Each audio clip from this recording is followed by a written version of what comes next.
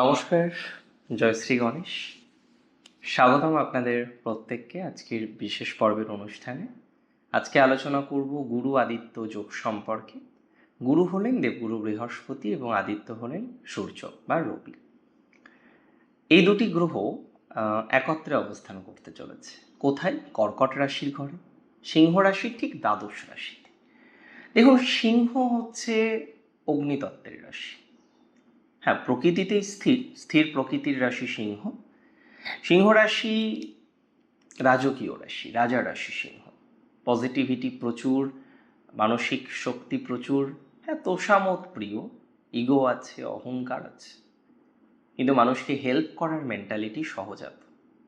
এদেরকে সাহায্য করার কথা বাইরে থেকে বলতে হয় না, যদিও জোর করে এদের থেকে সাহায্য নেওয়াটা অসম্ভব। মনে হলো করবে এবং করে। তবে সিংহ রাশির বিগত কয়েক মাসের কথা যদি আমি বলি, দেখা যাবে মনের মধ্যে একটা ক্লান্তি, একটা অদ্ভুত ক্লান্তি সিংহ ফেস করছিলেন। একটা একঘেয়েমি ভাব সিংহ ফেস করছিলেন এবং এখনো করছেন।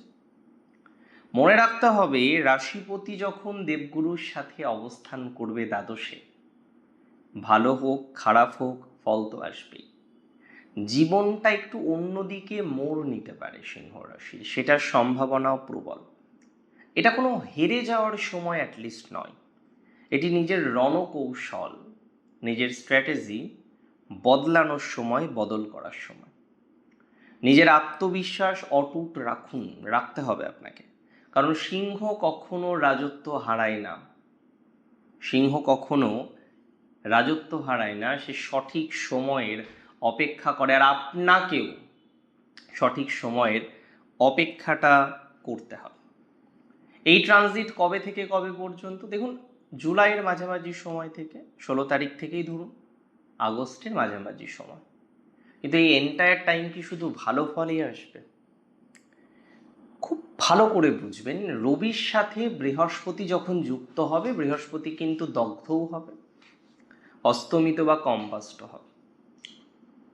যার প্রভাবে আমরা দেখতে পারবো বৃহস্পতির ক্ষমতা কিছুটা কমবে। কিন্তু এখানে একটা টুইস্ট আছে, বৃহস্পতি তো এই রাশিতে দুর্বল নয়। সে তো 12 বছর পর তুঙ্গ হলো, এক্সাল্টেড হলো, তাহলে তার পুরোপুরি কি পাওয়ারলেস হয়ে যাবে বৃহস্পতির প্রভাবে? না, কিছুটা সময় সে ডিস্টারবেন্সের মধ্যে থাকবে। That's for very sure. আপনি যদি বলেন কোন সময়টা ডিস্টারবেন্সের মধ্যে থাকবে দাদা, আমি বলে দিচ্ছি। বৃহস্পতি ডিস্টারবেন্সের মধ্যে থাকবে জুলাই মাসের 24 তারিখ থেকে আগস্টের 4 তারিখ পর্যন্ত।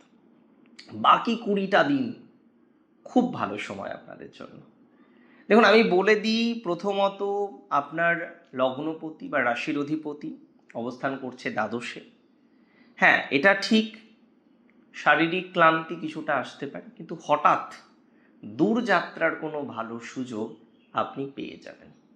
যাদের ভিসা কেন্দ্রিক সমস্যা, বিদেশে সেটেলমেন্ট করতে গিয়ে একাধিকবার সমস্যার মধ্যে পড়ছেন, বিদেশে সেটেলমেন্ট করতে চেয়েও সেটেলমেন্ট করতে পারছেন না, একাধিকবার অবস্টাকল আসছে, তাদের সময়টা অত্যন্ত পজিটিভ দিকে যাবে। আপনার আধ্যাত্মিক চেতনা এবং দূরদর্শিতা দুটো বিষয়ই চরমভাবে বৃদ্ধিপ্রাপ্ত হবে। যে কোনো রহস্যময় বিষয় বা আধ্যাত্মিক গবেষণায় আপনি এক নতুন অন্তর্দৃষ্টি পাবেন, 100% শিওরিটি দিলাম। একটা নতুন অন্তর্দৃষ্টি আপনার মধ্যে জাগ্রত হবে। দেখুন, পঞ্চমপতি এবং অষ্টমপতি বৃহস্পতি দ্বাদশে আছেন, বিপরীত রাজযোগও কিন্তু আছে অষ্টমপতি দ্বাদশে।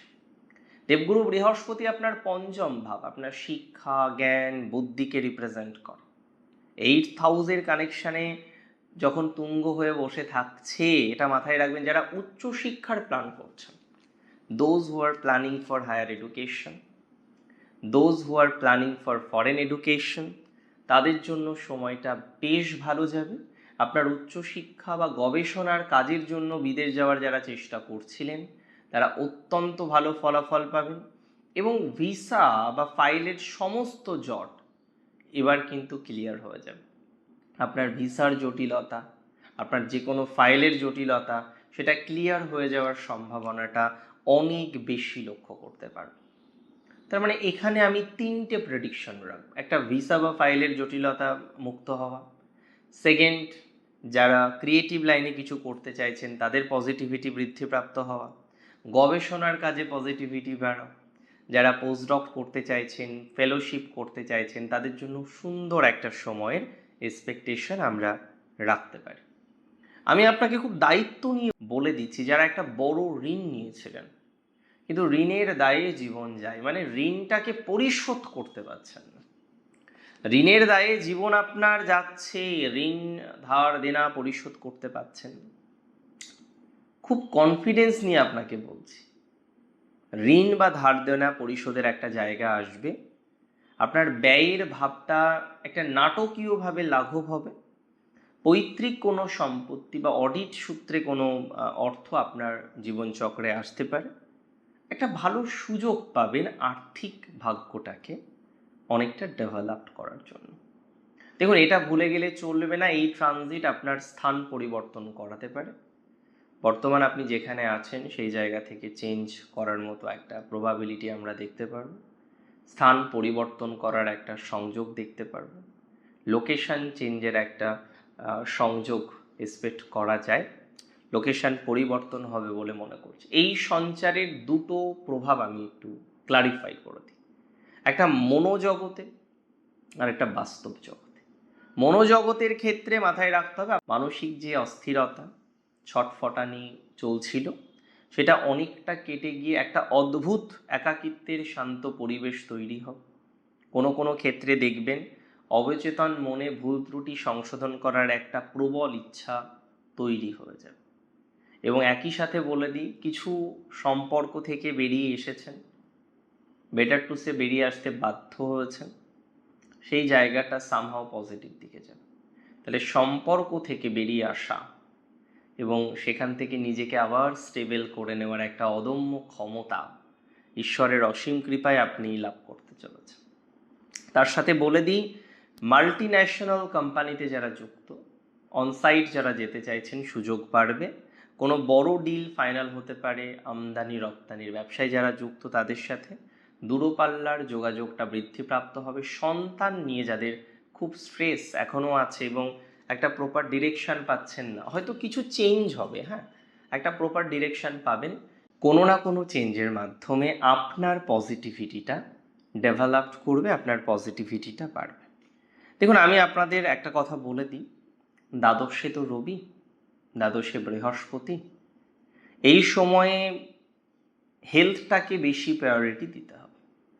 স্বাস্থ্যজনিত কোনো কারণে আপনি সমস্যায় পড়তে পারেন, কিছুটা মেডিকেল এক্সপেন্স হতে পারে, হালকা হসপিটাল বা ঔষধপত্রের একটা কানেকশন আসার মতো একটা সংযোগ দেখলাম। এটা একটু কেয়ারফুলি ডিল করার চেষ্টা করাটা আমার মনে হয় অনেক বেশি প্রয়োজন, অনেক বেশি ভালো। আর একটা কথা আমি আপনাদের বলে দেব, আবেগতাড়িত হয়ে বা অতিরিক্ত উত্তেজিত হয়ে কোনো বিনিয়োগ করবেন না। প্রলোভন তো আসবেই, লাইফে প্রলোভন আসবে না, বিভিন্ন ক্ষেত্রে প্রলোভন আসবে, সেই প্রলোভনে আমরা পা দেবো কেন বলুন তো? প্রলোভন আসছে, আসুক, কিন্তু প্রলোভনে কোনো রকম পা দেওয়া যাবে না। পা দিলে কি হবে? সমস্যা হবে, আবার কি। তাহলে এই সময়ে কোনো রকম প্রলোভনে পা দেবেন না, এটা আমার অনুরোধ, এটা আমার সাজেশন আপনাকে। এবং অনেক সময় দেখা যায় অহংকার বশত আমরা কিছু ডিসিশন নিয়ে ফেলি, অহংকার বশত আমরা কিছু সিদ্ধান্ত নিয়ে ফেলি।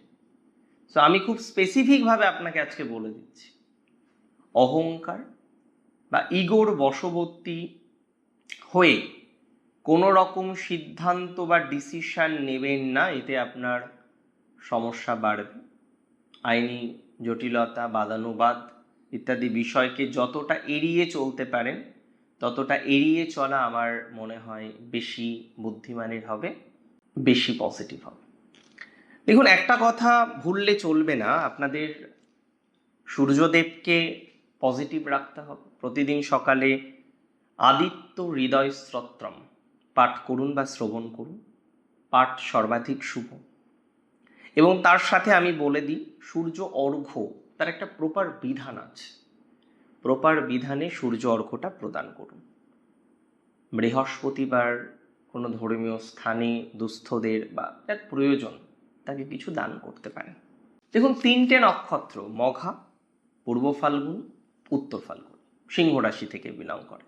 মঘার জন্য এই সময়টি তীব্র আধ্যাত্মিক অনুভূতি বৃদ্ধির, সমাজ থেকে কিছুটা দূরত্ব বজায় রেখে নিজেদের অন্তরের শান্তি খুঁজে পাওয়ার মতো কম্বিনেশন হবে, দূরযাত্রায় লাভ হবে আপনার। নাম্বার 2, পূর্ব ফাল্গুনি যারা আছেন তাদের লাক্সারি বা সুখ স্বাচ্ছন্দ্যের পেছনে একটু খরচ হতে পারে, অনেকের জন্মস্থান থেকে দূরে আছে, বিদেশ সংক্রান্ত বিষয়ে লাভ আসবে, ব্যবসা বা চুক্তি থেকে লাভ আসবে। যেহেতু আপনার নক্ষত্রের অধিপতি হলেন রবিদেব, তাই আপনার কর্মক্ষেত্রে দক্ষতা বৃদ্ধিপ্রাপ্ত হবে। সরকারি কোনো জটিলতা বা আইনি বিষয়ে কোনো শুভ ফল বা খবর পেতে পারে। পিতার স্বাস্থ্যের প্রতি নজর রাখুন আপনি। আজকের অনুষ্ঠান আপনার কেমন লাগলো আমাকে জানাবেন কমেন্টের মাধ্যমে। আপনার কমেন্টের প্রতীক্ষায় থাকুন।